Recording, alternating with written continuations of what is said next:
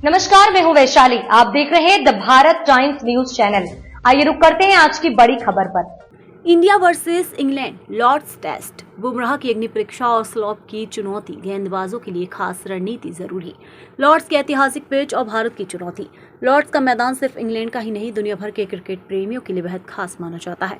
इसे क्रिकेट का मक्का कहा जाता है। भारतीय टीम यहाँ इंग्लैंड के खिलाफ तीसरे टेस्ट मैच में भिड़ने जा रही है। भारतीय टीम ने एजवेस्टन टेस्ट जीतकर सीरीज को 1-1 से बराबरी पर पहुंचा दिया है और अब उसकी नजरें लॉर्ड्स में बढ़त बनाने पर होगी। हालांकि आसान नहीं होगा, क्योंकि लॉर्ड्स की पिच अपने स्लॉप के कारण तेज गेंदबाजी के लिए उतनी आसान नहीं मानी जाती। क्या है लॉर्ड्स का स्लॉप? लॉर्ड्स की सबसे खास बात उसका स्लॉप है। ये पिच एक साइड से दूसरी साइड तक ढलान यानी स्लॉप के लिए होती है। ये स्लॉप लगभग 2 से 5 मीटर का होता है, यानी एक एंड की तुलना में दूसरी एंड 8 फीट नीचे होती है। इस ढलान के कारण बॉल को स्विंग कराने में मदद मिलती है, लेकिन साथ ही ये अनचाही मूवमेंट भी पैदा करता है, जिससे गेंदबाजों को लाइन लेंथ सेट करने में परेशानी होती है। बुमराह को मिलेगा फायदा या नुकसान? जसप्रीत बुमराह जो भारतीय गेंदबाजों में आक्रमण की रीढ़ हो टेक जसप्रीत बुमराह जो भारतीय गेंदबाजी आक्रमण की रीढ़ है के लिए ये पिच चुनौतीपूर्ण भी है और अवसर से भरपूर भी। बुमराह की गेंदबाजी का मुख्य हथियार है उनका सटीक यॉर्कर और सीम मूवमेंट।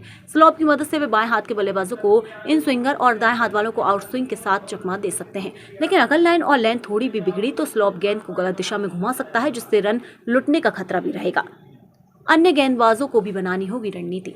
सिर्फ बुमराह ही नहीं, मोहम्मद सिराज और अक्षर पटेल जैसे गेंदबाजों के लिए भी स्लॉप एक दोधारी तलवार की तरह है।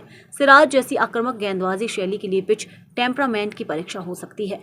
उन्हें बार बार अपनी लाइन एडजस्ट करनी होगी ताकि स्लॉप की वजह से गेंद ऑफ स्टंप से बाहर या लेग स्टंप पर ना भटक जाए। स्पिनर्स को मिलेगी सीमित मदद। लॉर्ड्स की पिच पर स्पिनर्स को मिलेगी सीमित मदद। लॉर्ड्स की पिच पर स्पिनर्स को पारंपरिक रूप से बहुत ज्यादा मदद नहीं मिलेगी। वहीं खासकर स्पिनर्स को मिलेगी सीमित मदद।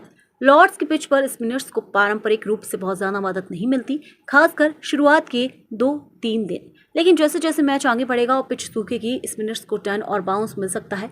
रविंद्र जडेजा या अक्षर पटेल जैसे गेंदबाज जो तेजी से गेंदबाजी करते हैं, स्लॉप के कारण गलतफहमी और विकेट निकालने की कोशिश कर सकते हैं।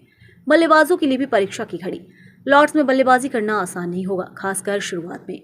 स्लॉप की वजह से गेंद का मूवमेंट अंदाजा लगाना कठिन हो जाता है। शुभमन गिल और रोहित शर्मा जैसे टॉप ऑर्डर बल्लेबाजों को पहले 30 ओवर में संयम दिखाना होगा। बॉल को छोड़ना, डिफेंस करना और आंख जमने तक इंतजार करना उनकी प्राथमिकता होनी चाहिए।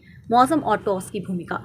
लॉर्ड्स में टॉस जीतकर पहले गेंदबाजी करना अक्सर फायदेमंद साबित होता है, क्योंकि शुरुआती सत्र में बादल और नमी गेंदबाजों को फायदा देती है। लेकिन अगर मौसम साफ रहा तो दूसरी पारी में बल्लेबाजी करना कठिन हो सकता है, क्योंकि पिच धीमी हो जाती है और स्पिन भी पकड़ने लगती है। भारत की प्लेइंग 11 में बदलाव संभव।